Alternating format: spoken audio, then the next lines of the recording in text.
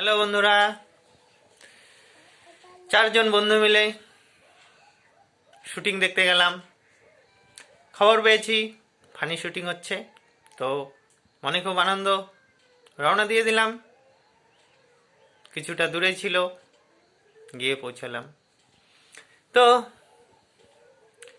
দেখলাম একটা ফলস ট্যাঙ্কি বানানো হয়েছে, তার নিচে কিছু ফলস নোংরা লাগানো ছিল। তো হিরো নাকি আসবে, এসে ট্যাঙ্কির উপর উঠবে, উঠে একটু মারপিট করবে, তারপর ট্যাঙ্কি ভেঙে হিরো ট্যাঙ্কির ভিতরে পড়ে যাবে, গায়ের মধ্যে নোংরা ভর্তি হয়ে যাবে। এইরকমই একটা পার্ট ছিল। তা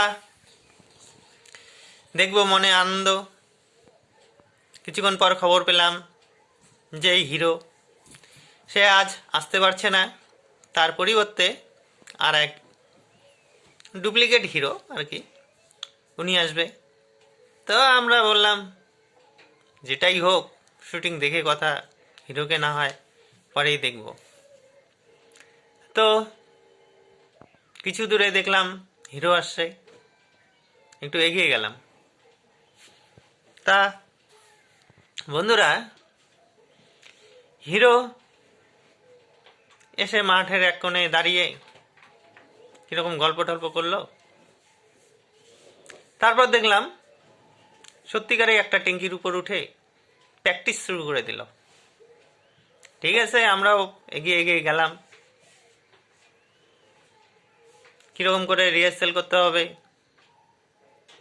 তার প্রস্তুতি হচ্ছে। আমরা মনের আনন্দে দেখছি। হিরো অরিজিনাল ট্যাঙ্কির উপর উঠে লাফালাফি শুরু করে দিয়েছে। আর কি বলবো বন্ধুরা, ধাপ করে ভেঙে ট্যাঙ্কির ভিতরে। তো